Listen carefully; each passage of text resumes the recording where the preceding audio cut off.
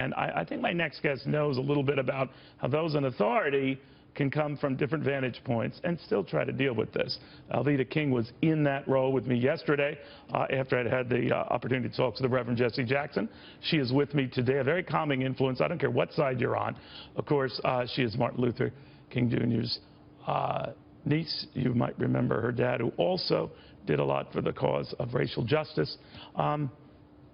Alveda, I'm listening to all of this and I'm thinking, would the better part of it be release the tape, let people decide if it confuses them, because apparently Keith Lamont Scott's family is confused by it, but enough to say that it vindicates what they've been arguing.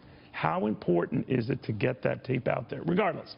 I believe it was first so important to wait to allow the family to view the tape. And for every side, regardless to how everybody wanted to respond to social media or not, but to respond to the family first. That was so respectful. And I'm grateful from the leadership that I'm still hearing that kind of respect. Neil, you know I'm calling for spirituality, spiritual leaders, whether we're in media, church, business, wherever we are, but if we're spiritual at all, to at least stand up unified in spirit, even if our messaging is different. So I believe that the tapes should come out, but I believe the people should be prepared first. And what if the tapes don't show what the police argue it was a gun? Right. And that they shot a man who did not have a gun. Right. You know, it's easy to judge the heat of the moment after the fact, but that is the moment. What then? Neil, that does happen here in America. We're going to have This to have happened justice. in Tulsa, right? Tulsa, interestingly enough, but we had a verdict, and it didn't take forever to happen. So they should not drag and wait and try to justify and switch evidence and do all of that. I do believe in speaking of our law enforcement, because I have friends of every ethnic group in law enforcement. Has nothing to do with black or white or police officers being evil. The system still needs to be overhauled. The people need to be trained to see human beings that you're dealing with, not just a target. Shoot first and ask questions later. But a lot of young African-American men see it as, why always us? Why are we shot by police? Yeah. They even disregard whether it's a black officer shooting at them. But it doesn't matter to them if it's a black officer or not. One young man said yesterday, all white people are evil, all cops are evil. Well, you know, I said all white people are not evil, all African Americans are not angels. Well, then you ought to talk to Jesse Jackson. He had a very different opinion on this. This is from Jesse Jackson yesterday. Take a look. You were an apostle of Martin Luther King, who advocated peaceful protests. You are justifying what happened last night when a lot of those people went way beyond. I still advocate peaceful protests. You didn't quite answer my question. Say, if this many whites have been shot by blacks in the back, what would be the response? I wouldn't break into Macy's.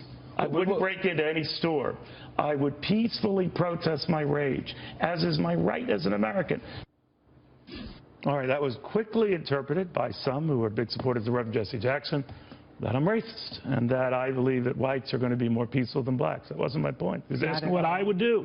I wouldn't break into Macy's. I wouldn't break into Saks. No. My point was protest. You are given that right.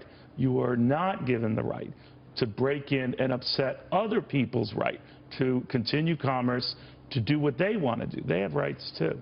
Neil, in the 1960s, I graduated from the training of peaceful protest. I did slip one time, but my father was quick to say, if you cannot be peaceful, A.D. King, Martin's brother, then don't go out. Do not protest. If you're going to be ruled by your emotions. But did he still feel that way when you guys were attacked, his home was attacked, your uncle's home, Martin Luther King, was attacked? His was blown up. But how did you maintain that position? I believe that the reports are still out there. Daddy stood on a car when our house was bombed, and we were younger children at the time, his wife, and he says, you know, don't riot.